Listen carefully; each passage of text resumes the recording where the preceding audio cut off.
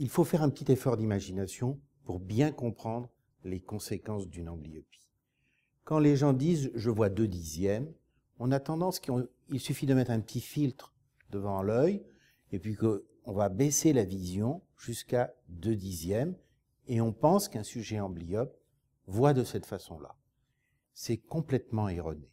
En fait, un sujet amblyope, il a un espace complètement déstructuré. Il voit les lignes droites penchées.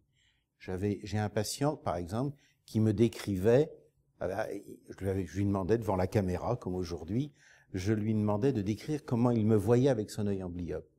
Alors, j'étais une caricature d'un Picasso ou de choses comme ceci.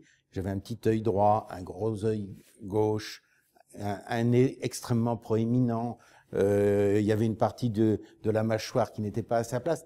On est devant véritablement une déstructuration de l'espace visuel. Ce n'est pas simplement une baisse de l'espace visuel, c'est une véritable destruction de l'organisation de l'espace visuel. Et ça, il faut bien comprendre que ce n'est pas simplement moins bien voir, c'est vraiment mal voir. À l'âge adulte, c'est très handicapant, une amblyopie. À la fois dans la vie de tous les jours, verser de l'eau dans un verre, enfiler le fil dans le chat d'une aiguille, je sais bien que ça se fait plus, mais enfiler le fil dans le chat d'une aiguille, jouer au tennis, jouer au squash, jouer au ping-pong, et toutes ces petites choses de la vie de tous les jours, l'amblyopie entraîne une baisse de la performance. J'ai des patients amblyopes qui décrivent très bien que la déstructuration de l'espace visuel de l'œil amblyope vient perturber la vision de l'œil sain et ils ne peuvent pas conduire sur autoroute. Parce que sur autoroute, le flux visuel est très intense.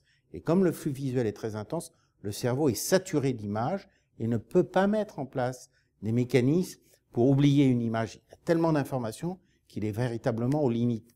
Et j'ai une patiente qui m'a parfaitement décrit « Je ne conduis jamais sur autoroute car je ne sais jamais où est la position de la voiture qui est devant moi, si elle est à droite, si elle est à gauche. » Donc c'est vraiment très très handicapant l'amblyopie.